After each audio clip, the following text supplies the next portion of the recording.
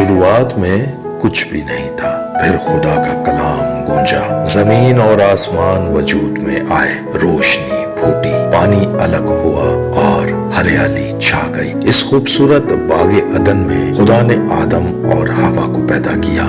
وہ جانوروں کے ساتھ امن سے رہتے تھے، جہاں ہر طرف رنگ، خوشی اور خدا کے ساتھ ایک کامل رشتہ تھا۔ یہ وہ دنیا تھی جس کے لیے ہم بنائے گئے تھے، لیکن پھر اندھیرا چھا گیا۔ ایک سانپ کی صورت میں دھوکہ آیا اور انسان نے خدا کی نافرمانی کی۔ باغ عدن کی وہ رنگینیاں اندھیروں میں بدل گئیں۔ گناہ کی وجہ سے انسان خدا سے دور ہو گیا اور دنیا ایک ٹوٹی ہوئی تصویر بن گئی، جہاں دکھ اور جدائی کا راج تھا۔ مگر خدا نے ہمیں اکیلا نہیں چھوڑا۔ اس نے وعدے کیے۔ ہم دیکھتے ہیں نوح کو، جس کی کشتی طوفان میں نجات کی علامت بنی۔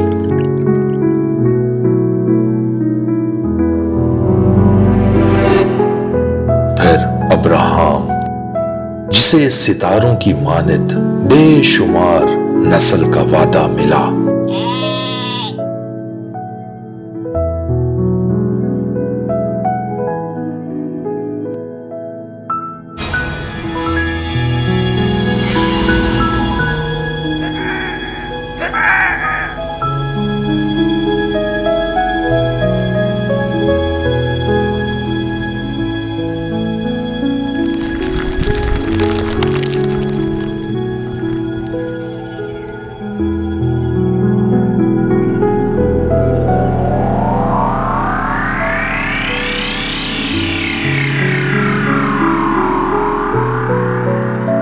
موسیٰ نے سمندر کو 2 حصے میں تقسیم ہوتے دیکھا۔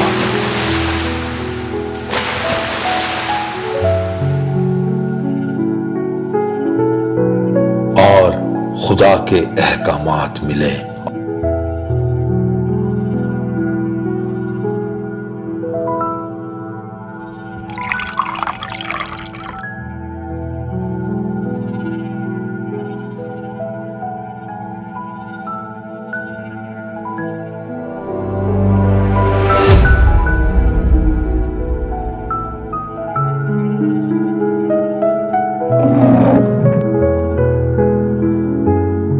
اور پھر داؤد، ایک چرواہا لڑکا جو عظیم بادشاہ بنا۔ یہ سب ایک بڑی سچائی کی طرف اشارہ کر رہے تھے۔ صدیوں تک انبیاء آتے رہے، وہ دنیا کو بتاتے رہے کہ ایک مسیحا آنے والا ہے۔ وہ الگ الگ آوازیں ایک ایسے نجات دہندہ کا انتظار کر رہی تھیں جو دنیا کے گناہوں کو دھو ڈالے گا۔ انتظار لمبا تھا، مگر امید قائم تھی۔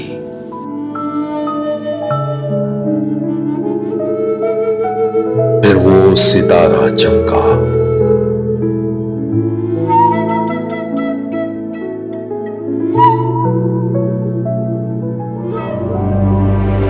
ایک سادہ سی چرنی میں یسوع پیدا ہوا۔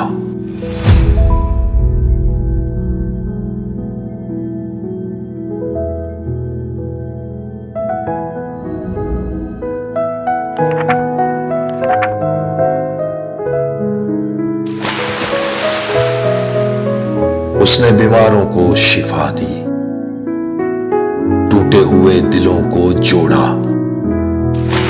اور محبت کا درس دیا۔ لیکن پھر وہ لمحہ آیا جب اس نے ہماری خاطر جان دی۔ صلیب کا وہ منظر بظاہر شکست تھا، مگر تیسرے دن کی خالی قبر نے ثابت کر دیا کہ موت ہار گئی اور یسوع جی اٹھا ہے۔ یسوع کے جی اٹھنے کے بعد ایک نیا سفر شروع ہوا۔ مختلف زبانوں اور رنگوں کے لوگ ایک خاندان بن گئے۔ یہ کلیسیا ہے جہاں ہم ایک دوسرے کا ہاتھ تھامتے ہیں اور مسیح کی محبت کو پوری دنیا میں پھیلاتے ہیں۔ ہم سب اس بڑے مشن کا حصہ ہیں اور آخر میں کہانی وہیں لوٹتی ہے جہاں سے شروع ہوئی تھی، مگر اب یہ پہلے سے زیادہ شاندار ہے۔